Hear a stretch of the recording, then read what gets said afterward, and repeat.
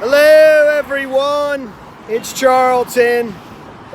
Please subscribe to my channel, tap that notification bell and like this video. That helps me to keep making videos and I would appreciate it majorly.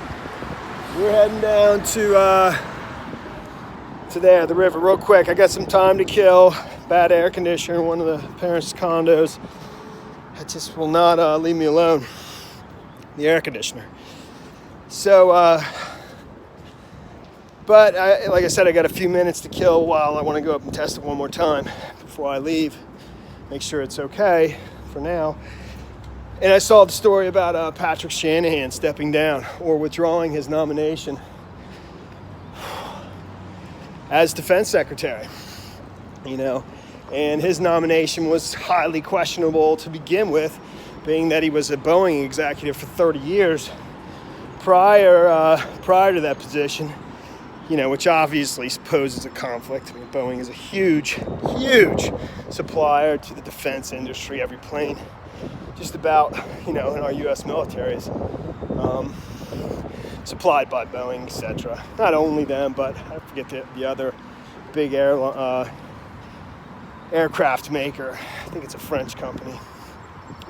So, but he's withdrawing his nomination. It's come to surface about a domestic dispute, a violent encounter between him and his ex-wife all the way back in 2010. I don't know how this came to light just now, but it did.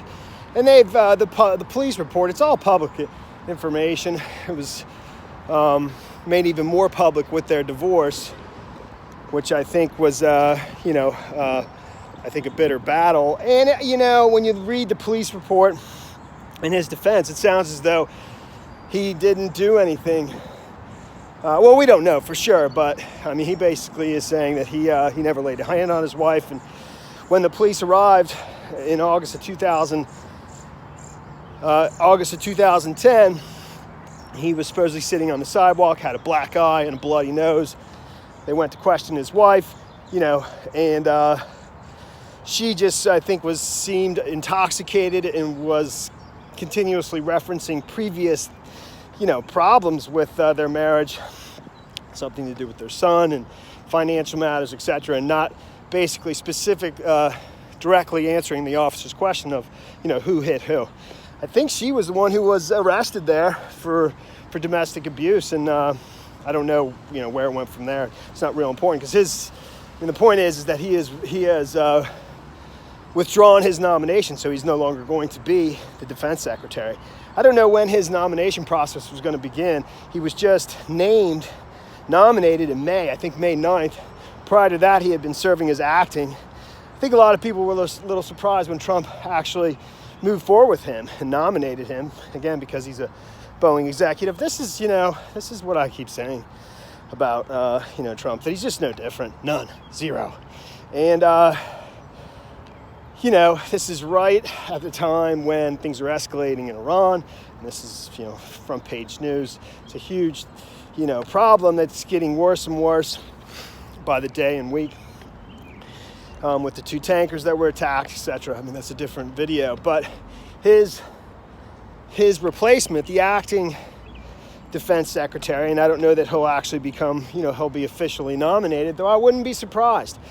He's a career official in Washington. His name is Mark Esper. I recognize him either from Senate hearings or things like that. He's worked for various positions. He graduated from West Point and spent 10 years as an enlisted person in the U.S. Army. Served in the Gulf War. Graduated in the same class as Pompeo. Worked in both the government and private sector, and that's his most recent stint. From 2010 to 2017, he worked for Bill Frist, the former Senate Majority Leader. Worked for Chuck Hagel, who was actually Obama's defense secretary.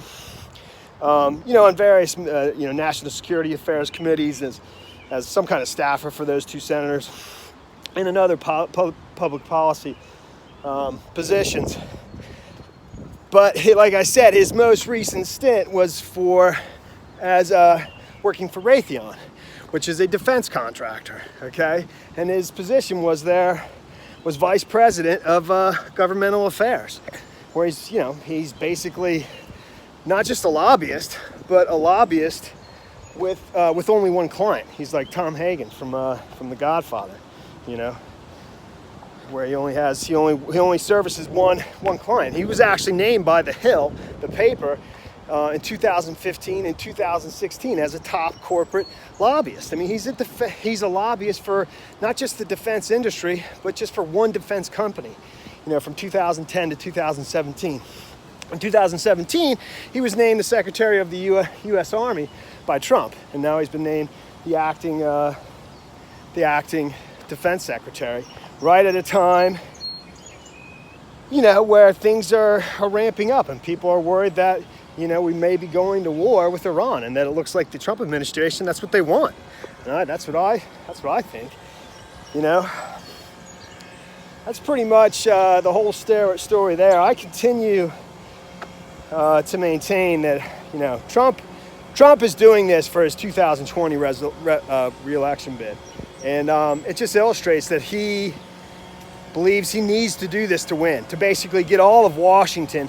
You should hear the people talk on the various mainstream networks, on both sides. People who are, not even big fans of Trump from within that are Republicans, but that are former officials of the Obama administration. Kirby, I think is his name. I believe he was the state spokesman for the State Department.